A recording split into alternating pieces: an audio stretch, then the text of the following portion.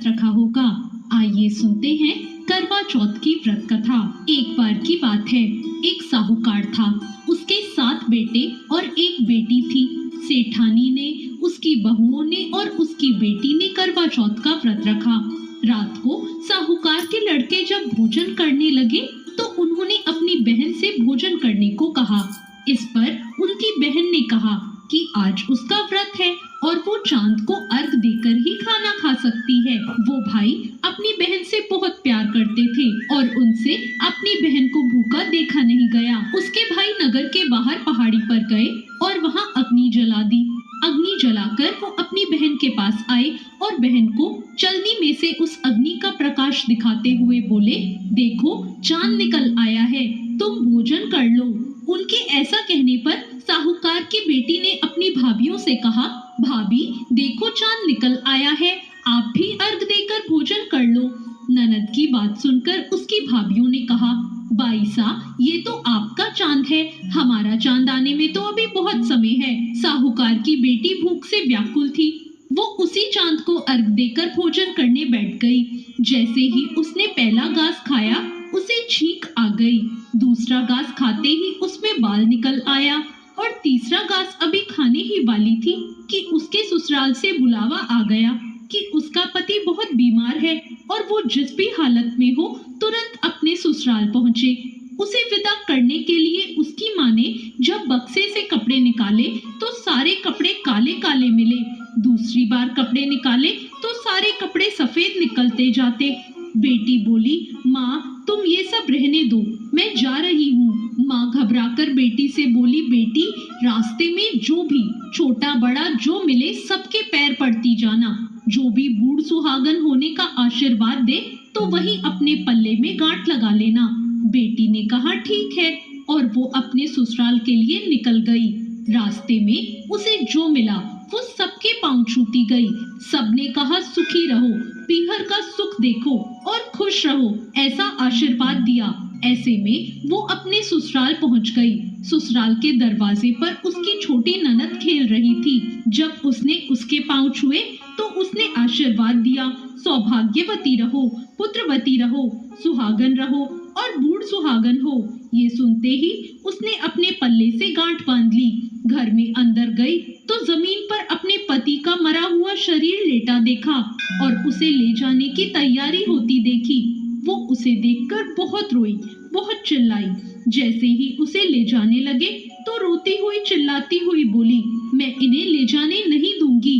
फिर भी जब कोई न माना तो बोली, मैं भी इनके साथ ही जाऊंगी। फिर वो नहीं मानी तो सब बोले, ले चलो साथ में। जब उसके पति को जलाने का समय आया तो बोली, मैं इन्हें जलाने नहीं दूंगी। तो सब बोले, पहले तो पति को खा गई, अब उसकी मिट्टी भी खराब कर रही है। लेकिन वो नहीं मानी।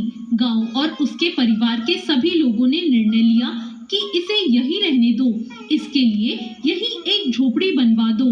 वो अपने पति को लेकर उसी झोपड़ी में रहने लगी। वो पति की साफ सफाई करती और उसके पास बैठी रहती।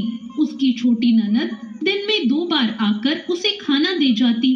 वो हर चौथ का व्रत रखती, चांद को अर्घ देती, ज्योति देखती और जब चौथ माता आती तो चौथ माता कहती, करवोले भाइयों की प्यारी बहन करवोले, घड़ी बुखारी करवोले, बहुत भूखी करवोले। पर वो चौथ माता से अपने पति के प्राण मांगती। पर चौथ माता उसे कहती कि हमसे बड़ी चौथ आएगी तो उससे अपने पति के प्राण मांगना। ऐसे एक एक करके सभी चौथ आई और सभी ये कहकर चली गई।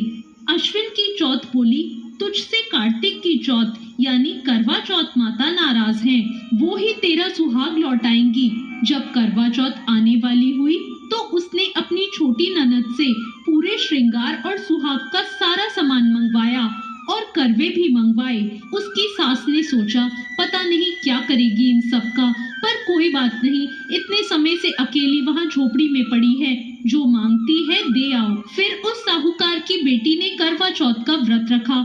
चांद निकलने पर अर्घ दिया, चौथ माता की ज्योति भी करी।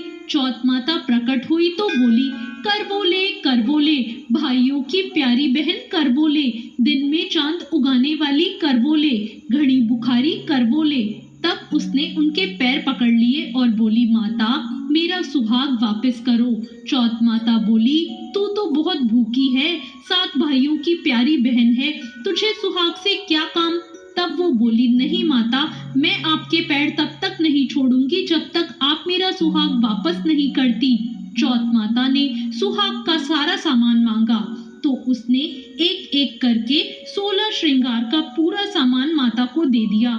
चौथ माता ने अपने आंखों से काजल निकाला, नाखूनों से मेहंदी निकाली, मांग से सिंदूर निकाला और चिटकी उंगली का छींटा दिया। उसका पति जीवित हो गया और चौथ माता जाते जाते उसकी झोपड़ी पर लात मार गई, जिससे उसकी झोपड़ी एक महल में बदल गई। जब उसकी छोटी ननद खाना लेकर आई तो उसने देखा कि भाभी की झोपड़ी की जगह तो महल खड़ा है। वो ननद को देखते ही दौड़ी दौड़ी आई और बोली, देखो बाईसा, आपका भाई वापस आ गया। घर जाओ और सासू जी से कहो कि गाजे बाजे के साथ हमें लेने आए। ननद अपनी माँ के पास जाकर बोली, माँ माँ, भाई जिंदा हो गया। माँ बोली, उस भाभी के साथ तो तेरा दिमाग भी खराब हो गया है, कभी मरा हुआ जिंदा होता है। ननद बोली, नहीं माँ, मैंने देखा है, भाई सच में जिंदा हो गया। भाभी ने हमें गाजे बाजे के साथ बुलाया है। सभी घर वाले गाजे बाजे के साथ अपने बेटे को लेने पहुंचे। बेटे को जिंदा देखकर सास बहू के पैर छूने लगी और बहू सास के पैर छूने लगी। वो बोली, देखो माँ, आपका बेटा वापस आ गया।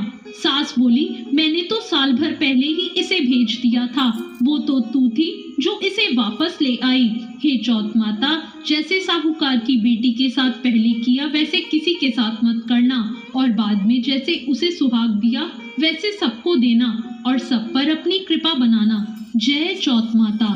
तो ये थी करवा चौथ की व्रत कथा। आपको ये कथा कैसी लगी कमेंट करके जरूर बताना।